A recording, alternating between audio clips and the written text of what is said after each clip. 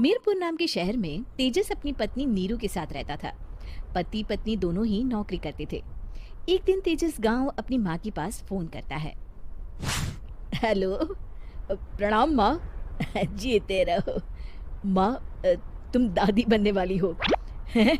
अरे वाह, ठीक है बेटा, मैं कल ही आती हूँ।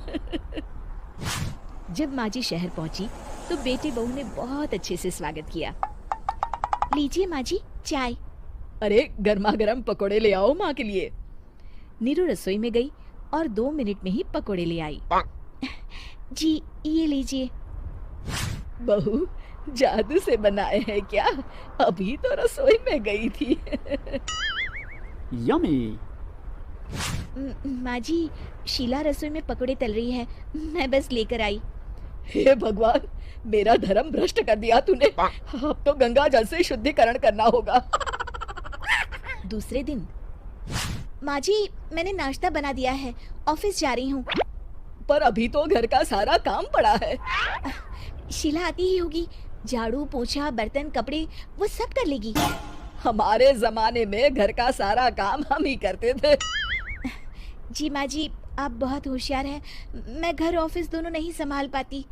तो जरूरत क्या है घर से बाहर जाकर चाकरी करने की? वैसे भी घर का काम खुद करने से घर में बरकत आती है, समझी? पर माँ जी। पर वर कुछ नहीं, इस महीने की पगार मिले फिर ऑफिस बंद है। हाँ। रात को नीरू तेजस से कहती है, सुनिए जी, माँ जी बोल रही थी कि मैं नौकरी छोड़ दूं। वैसे ठीक ही तो है, अभी तुम्हें आराम की जरूरत है। फिर भी आराम कहाँ, शीला को छुड़ाने के लिए बोल रही थी। तो अब 24 घंटे में इतना काम तो कर ही सकती हो। पर जॉब पसंद है मुझे, घर पर मन नहीं लगेगा। अगले दिन जब दोनों ऑफिस के लिए निकल रहे थे, मेरी तो कोई कीमत ही नहीं है इस घर में।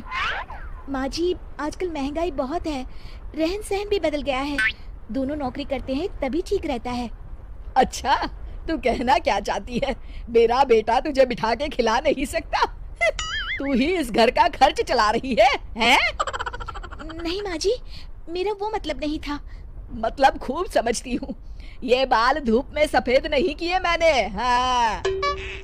अब तो ये रोज का काम हो गया था। तेजस भी रोज की झिकझिक से परेशान हो गया था। एक दिन उसने कहा, नीरू, वैसे भी तुम्हें मैटरनिटी लीव मिलने वाली है, तो अभी से ही छुट्टी ले लो। पर क्या, मेरी सैलरी अच्छी खासी है। आखिर नीरू ने रिजाइन कर दिया। जब बच्चा हुआ तो घर में सब बहुत खुश हुए। कुछ दिनों बाद तेजस फाइल देख रहा था। क्या हुआ तेजस, कुछ परेशान लग रहे हो? हाँ, वो हमारी जितनी सेविंग्स थी वो तो हॉस्पिटल में और छठी के फंक्शन में खत्म हो गई है नीरू। और अभी वैसे मंदी चल रही है तो मैं बोल रही थी कल मुन्ना को हेपेटाइटिस का टीका लगवाना है। नीरू, क्या पोस्टपोन नहीं कर सकते?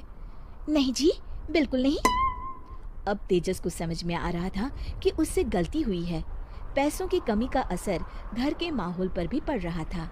अगले दिन, बेटा मेरा चश्मा और ये दवाइयाँ ले आना, पर्चा देते हुए माँ जी ने कहा। जी। तेजस, मुन्ना के लिए दूध का डिब्बा और डायपर भी ले आना, और ये किराने के सामान की लिस्ट है, इसे भी लाना है।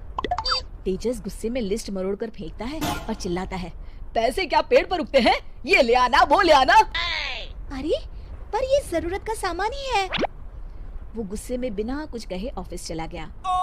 अरे अरे लंच तो ले जाइए। नीरू दौड़कर डिब्बा पकड़ाती है। एक दिन खाना खाने के बाद, नीरू, अब तो मुन्ना कुछ बड़ा हो गया, तो अब तुम वापस ज्वाइन कर लो ना जॉब। पर इस रिसेशन में जॉब मिलना बहुत मुश्किल है। ट्राई तो करो।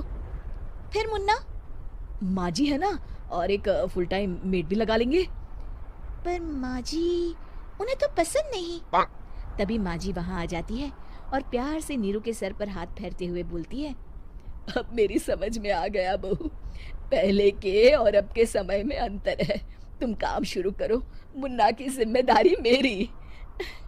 मेरी प्यारी माँ जी। ये कहकर